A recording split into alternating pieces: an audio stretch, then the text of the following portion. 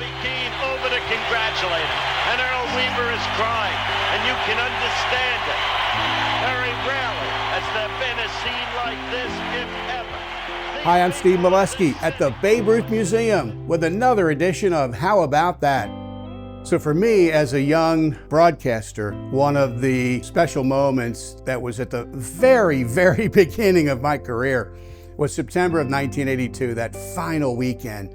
Memorial Stadium, Orioles, Brewers.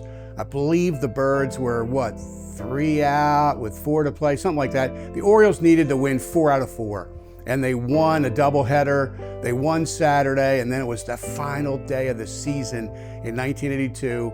Don Sutton against Jim Palmer, and unfortunately, we lost that one. One of the disappointments for me to this day was that you can now watch it on YouTube.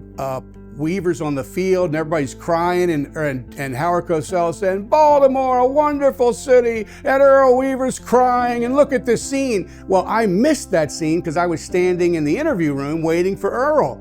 But that was special for me because I had just been hired weeks earlier for my first job out of college as the sports director of WFMD Radio in Frederick, Maryland. At that time, it was an amazing small market station that covered a ton of sports, and I was going to get to be the sports guy for that station.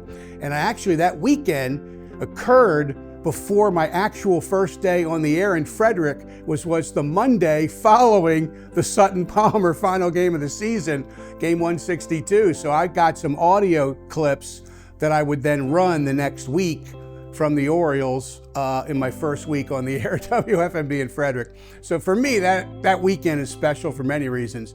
And that's my story from the Babe Ruth Museum with another edition of How About That?